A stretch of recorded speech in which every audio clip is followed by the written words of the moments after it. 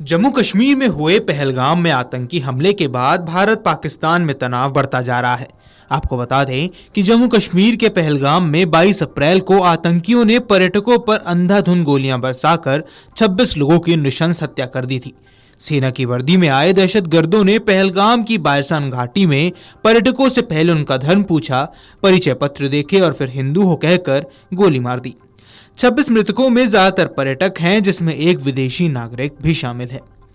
जिसके बाद भारत ने भारत में रह रहे पाकिस्तानी नागरिकों को देश छोड़ने के लिए 48 घंटों के भारत छोड़ने का आदेश दिया। लेकिन अब भारत में रह रहे पाकिस्तानी नागरिकों को भारत सरकार ने बड़ी राहत दी है।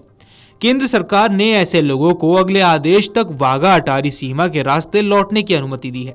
गृह मंत्रालय के इस आदेश में पिछले निर्देश को संशोधित किया गया है। इसमें 30 अप्रैल तक की समय सीमा तय की गई थी।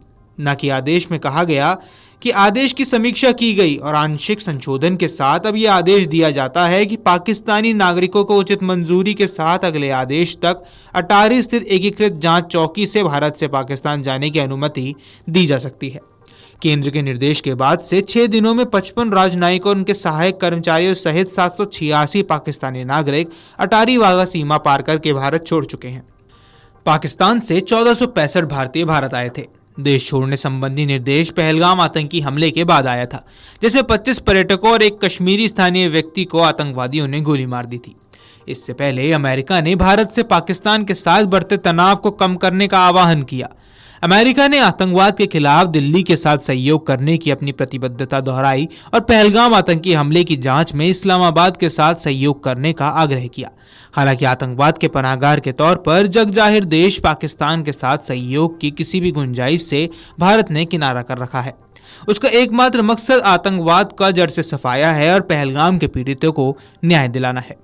विदेश मंत्री डॉक्टर एस जयशंकर ने अपने अमेरिकी समकक्ष मार्को रूबियो से भी बात की। इस दौरान जम्मू कश्मीर के पहलगाम में हुए आतंकी हमले को लेकर भारत पाकिस्तान के बीच बड़े तनाव पर बात हुई। विदेश मंत्री डॉक्टर एस जयशंकर ने एक्स पर पोस्ट कर लिखा, कल अमेरिकी विदेश मंत्री मार्को रूबियो के साथ पहलगाम आतंकवादी हमले पर चर्चा की। इसके अपराधियों, समर्थकों और योजनाकारों को न्याय के कटघरे में लाया जाना चाहिए। सरकार ने अल्पकालिक और सार्क वीजा रद्द करने वाले 27 अप्रैल तक भारत छोड़ने के निर्देश दिए हैं। ऐसे ही मेडिकल वीजा रखने वालों के लिए समय सीमा 29 अप्रैल थी।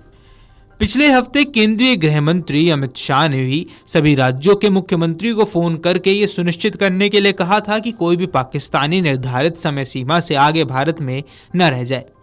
वहीं बीती 22 अप्रैल को जम्मू कश्मीर के पहलगाम में आतंकियों ने हमला कर 26 निर्दोष पर्यटकों की निर्मम हत्या कर दी थी। ये घाटी में पर्यटकों पर हुए सबसे बड़े हमलों में से एक था।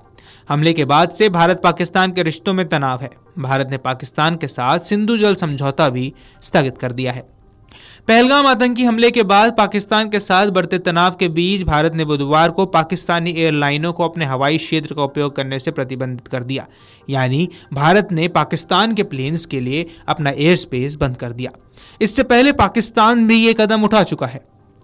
भारतीय एयरलाइंस को उत्तर भारतीय शहरों से संचालित अंतर्राष्ट्रीय उड़ानों के लिए 77 करोड़ रुपए का अतिरिक्त साप्ताहिक खर्च उठाना पड़ सकता है, क्योंकि पाकिस्तान के हवाई क्षेत्र पर प्रतिबंध के कारण ईंधन की खपत बढ़ जाएगी और उड़ान की अवधि भी लंबी हो जाएगी। विदेशी उड़ानों की संख्या और बढ़ी हुई उड़ान अवधि तथा अनुमानित व्यय के आधार पर की गई गणना के विश्लेषण से यह पता चलता है कि अतिरिक्त मासिक परिचालन लागत 306 करोड़ रुपए से अधिक हो सकती है। पहलगाम आतंकी हमले के कारण भारत और पाकिस्तान के बीच बढ़ते तनाव और इसके बीच पाकिस्तान ने भारतीय एयरलाइंस के लिए अपने हवाई क्षेत्र को प्रतिबंधित कर दिया। वीडियो डेस्क अमरुजाला.com। अगर आप ये वीडियो YouTube पर देख रहे हैं तो हमारे चैनल को सब्सक्राइब कर बेल आइकन दबाएं और Facebook पर देख रहे हैं तो हमारे पेज को लाइक करें। 8 मिलियन प्लस सब्सक्राइबर, आपके इस भरोसे के लिए बहुत धन्यवाद।